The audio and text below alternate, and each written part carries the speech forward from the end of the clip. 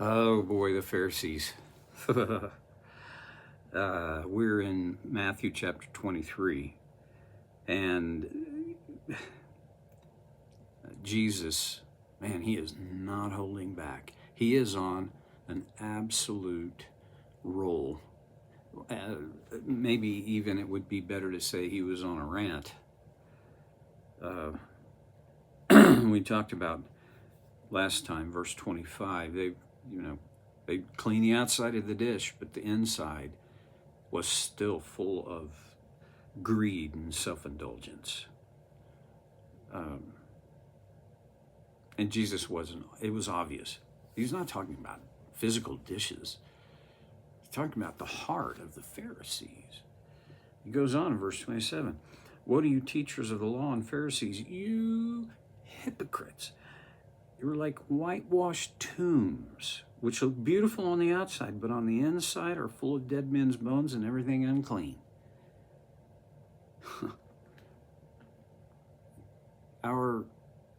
In Jewish burial tradition, there was no such thing as embalming or mummification, which there was in Egypt, but not in Israel. So a tomb was, once it was sealed, the body decomposed, and you realize that decomposition is, well, it's pretty filthy. And there was good reason for sealing a tomb. Number one, as a body decomposed, it began to stink. And this decomposition carried with it disease. And so seal a tomb to protect until the body had fully decomposed and it was just a skeleton. It was a very, in Hebrew thought, unclean, and in our thought, a very toxic thing. Okay. So they would seal the tomb and then they would whitewash it to make its outward appearance more acceptable. He said, you're like those whitewashed tombs. They look beautiful on the outside, but on the inside, they're full of dead men's bones and everything unclean. In the same way, on the outside, you appear to people as righteous, but on the inside, you're full of hypocrisy and wickedness.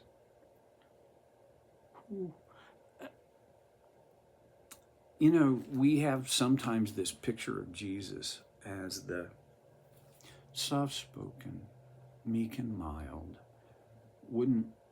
He just made no waves. He just was this all love all the time. Well, Jesus was love. He was grace. John said he was full of truth and grace. So now we're into the truth aspect. He takes the gloves off. He's dropping the hammer. Whatever other metaphorical language you can think of, here's Jesus holding nothing back. You look to people from the outside like righteous, but on the inside, full of hypocrisy and wickedness. You're like a whitewashed tomb. Verse 29, woe to you, teachers of the law and Pharisees, you hypocrites. I don't think he said it that way, but he did not hold. I would hear passion in Jesus' voice. This is a forceful, I don't know that he was shouting, but he was not in a monotone, I'll give you that. You build tombs for the prophets and decorate the graves of the righteous. What a noble thing to do. And you say, if we had lived in the days of our forefathers, we would not have taken part with them in the shedding of blood of the prophets. So you testify against yourselves that you are the descendants of those who murdered the prophets. Fill up, then, the measure of the sin of your forefathers. In other words, you're not escaping the consequences of this inherited deceit. It's not your forefathers' fault. It's your fault. Okay. Oh, now he goes on. Verse 32, you snakes. Now, I know I'm not this probably certainly wouldn't represent all of people, but for me, there's only one kind of good snake, the dead ones. I am not a snake guy. I don't like them. I had a young kid in my youth group in Tulsa he loves snakes, and eventually he became the, I can't remember now the term for it, but he was a head snake guy at the Tulsa Zoo. Not me. And in Jesus' day, snakes, you had to be careful of snakes. There were, and I guess still are, cobra. There are poisonous snakes. When an Israelite thought of a snake, they were not thinking of the garden snake or the king snake, or they were thinking cobras. For us, it would be rattlers and, okay, you brood of vipers. As if one snake is bad, yeah, then you got a whole brood of them. You just never want to step into a rattlesnake nest. How will you escape being condemned to hell?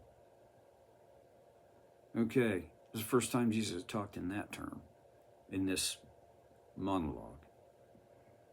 Well, how are you going to escape being condemned to hell? You see, what was going on in their hearts on the inside? That's characteristic of people who were condemned by their choices to hell. Let's pause for a minute. I wish I could remember who I first read it from. I want to say it was in one of C.S. Lewis's books, where the point he made was that God sends no one to hell.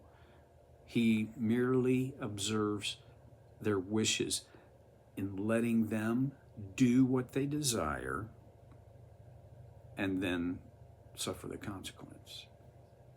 When one doesn't choose Jesus, the harsh reality is, then they are choosing hell. Therefore, verse 34, I'm sending you prophets and wise men and teachers. Some of them you will kill and crucify. That is a little bit of a prophecy of his own death. Others you will flog in your synagogues and pursue from town to town. That was the experience of the apostles and other followers of Jesus. And then verse 35, and so upon you will come all the righteous blood of that has been shed on earth, from the blood of righteous Abel. Remember that? His brother Cain killed him. I don't know who taught me this, but when I was a kid, the way to remember, was it Cain or Abel that died, was Cain killed his brother Abel with the leg of a table. It wasn't a table leg. It probably was a rock or a spear or whatever. Anyway, that was the first murder. To the blood of Zechariah, son of Berechiah, whom you murdered between the temple and the altar. I have no idea who this man was. But evidently it had been done recently enough that it was almost like Jesus saying, from the very first murder to the last murder you committed, I tell you the truth, all this will come upon this generation. The guilt for innocent blood. Well, that hasn't stopped. Innocent people are being killed daily. That's not the point. So what was unsolved mystery crimes? Was that the point? No. Jesus was just jumping up and down on the chest of the Pharisees and saying, how you decorate the graves of the prophets that your forefathers murdered, and you think that's going to make it all okay? No, not even close. In fact, you share the guilt of every murder of every righteous person for all of time. Yikes. There is a consequence for that.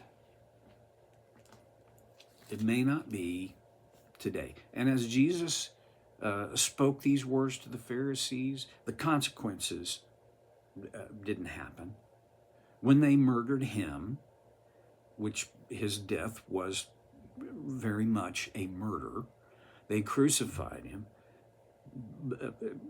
The consequences of that hadn't yet arrived.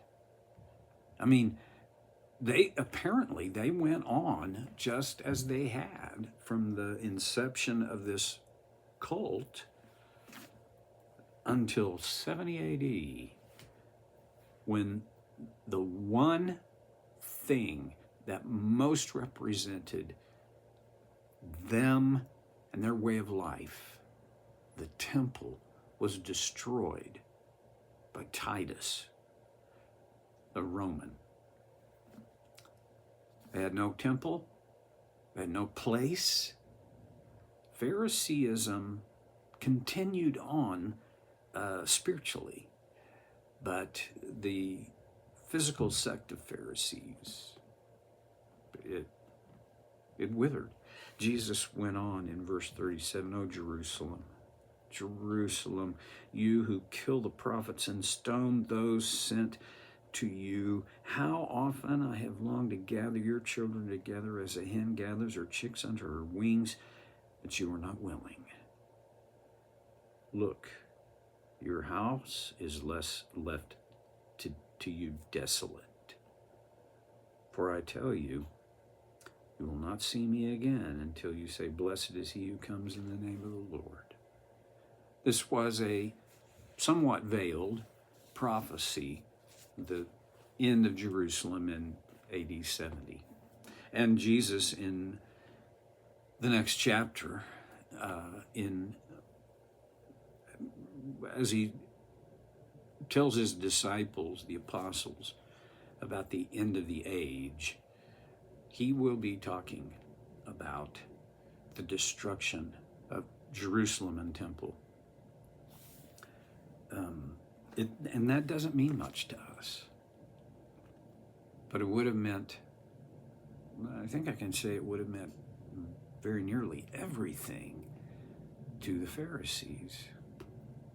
Jesus' words were, I long to gather you under my wings for protection and nurture, but you'd have nothing to do with it. You didn't want it. There's an interesting dynamic there for me. I believe Jesus wants to gather everyone under his wings for protection and nurture. But he will only do this for those who are willing. I've said this many times before, but this is where I have a strong departure from Calvinists who believe that there are only a small number, relative proportionate to the number of men and women who have lived and died on earth through all time, that God chooses only a small number to be his, and the rest, they'll go to hell. That doesn't work for me.